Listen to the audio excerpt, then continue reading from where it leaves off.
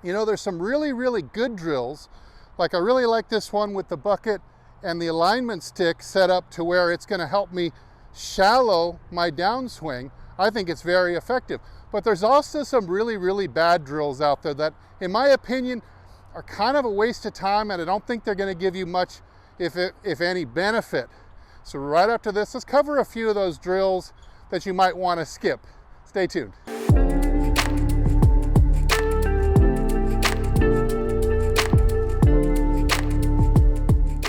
Hey, this is Steve with HitItLonger.com. I continue my journey to hit the ball longer and straighter than ever before.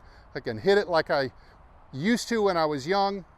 I hope you'll join me, pick up a few extra yards, and outdrive your buddies in the coming months. All right, so one drill that I really don't like, because I think it might, at best, trade one bad habit for another. That's a double under the armpit drill. A lot of better players I see trying to do this.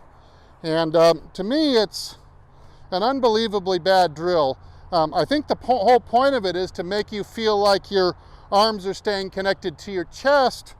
And yeah, I guess that's all well and good, but the problem is that I'm going to replace this, even if I had some benefit out of this. Let's see if I can even hit it like this. It's very, very awkward, of course. I guess it's supposed to keep your arms connected and rotating with your chest. Well, I don't know how they're not going to, since the arm is connected to the chest. But what I don't like about that is that it restricts your ability to abduct this upper arm and get it into the baseball or the football throwing position, which is up here like this. I call it the 90-90-90 position. You've got a 90-degree angle here, 90-degree angle at the elbow, and then you got a 90-degree angle at the wrist, just like that. Kind of in to throw a deep ball in football, something like that. We need space under here. Now, if I were to do this move, it's going to fall right out. So what it's going to happen is it's going to end up restricting your backswing, getting it short and narrow. Going to lose a lot of the power from being long and wide that I advocate. All right, here's another dumb one. It's often prescribed for slicers, but now how much we've learned since the advent of TrackMan, how much the club face affects the flight of the ball, the curve of the ball, so much more than the path, that this drill is just kiss it goodbye. It's pretty much defunct. And very, very common to see a teacher give a slicer this drill, have them put set their right foot way, way back. And of course, that's supposed to get you hitting draws. However, since all that's going to be doing is affecting your path and not necessarily the club face, it might end up making your slice worse, because now you're slicing it from the inside. Now it's going to be a push and a slice, and it's going to go twice as far to the right as usual.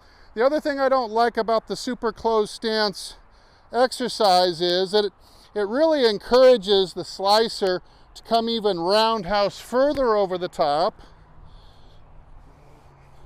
and slice it anyway. Another thing that the closed stance drill will encourage some slicers to do is simply make their over-the-top loop even more pronounced,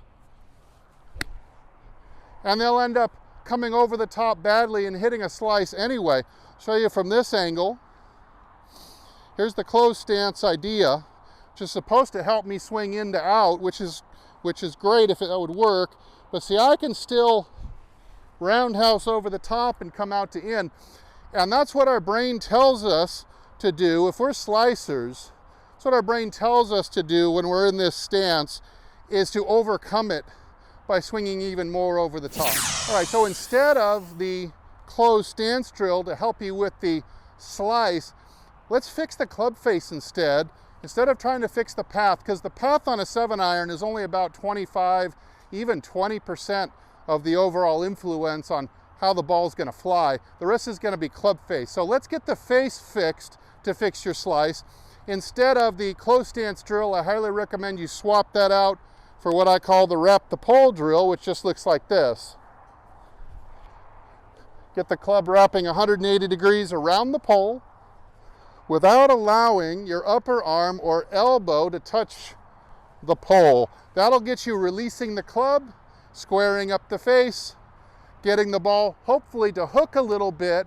And then once you start overhooking it enough times, your brain is going to start wanting to send it out to the right more to counter the hooking action. It's almost subconscious, just like your slice was. All right, and the last drill that I think should become defunct, be retired, because I think it does more harm than good, and that's the pump drill. So you'll have a lot of teachers will show you this drill to help you hold lag. Let's say you get it to the top here, and then do something like this so that you can retain the wrist angle deeper into the downswing. The problem with this is it starts to give you one of the worst habits in the world, which is to pull the arms down in the absence of any dynamic shifting and turning going on.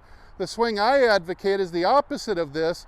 The turning of the torso drives the arm into the ball like this. You see, I'm not swinging my arm at all. I'm just turning my chest and getting the club handle to advance around the circle towards the collision with the ball. If you are practicing this, it's going to lead you more and more into doing this, and the result is going to be a lot of open face slices, and even can get you into the shanks, because you start pulling on this handle like this. You're going to start catching a lot of balls like this. When you finally start adding in your turn, you're going to catch them like that, and you're going to slice them off the planet. You're going to shank them off the planet. Now, as a great replacement for the pump drill, I'd rather have you do my turn and swoosh drill, because that is going to help you retain lag and let the lag go at the proper time so you can get compression and strike forward divots, get the most distance out of the shots. But it's not going to get you into a habit where you're yanking on it with your arms and trying to create artificial lag. That's not the way lag should work. So here's my turn and swoosh drill. I've got my swoosh stick here, my speed whoosh, which I really recommend for doing drills like this. And all I'm going to do is turn and swoosh out in front. So I've got a little visual target right about here, like I'm hitting a baseball, and I'm going to catch it right here. So I'm going to try to make my max speed, which you can hear by the loudest part of the swoosh. It's going to be around the arc, almost to 90 degrees, or pointing at the target. And when we slow this down, you'll see that I have just an incredible amount of lag all the way from the top down, despite the fact that I am actually forcing uncocking torque into the handle right from the top of the swing. You just don't see it manifest until you get through. So something just like this.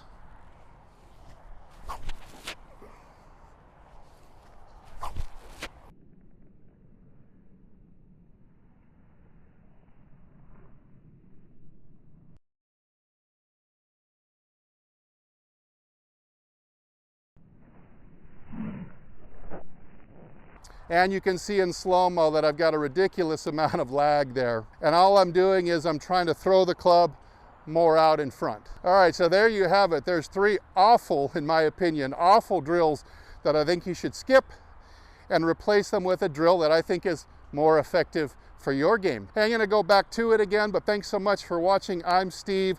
Don't forget to subscribe for more great instructional videos, and support the channel by hitting the like button right down here. Leave a comment down below with your favorite drill that has helped you the most in your golf career. And as always, I'll either see you in the next video, or I'll see you longer and straighter down the fairway. Everybody take good care.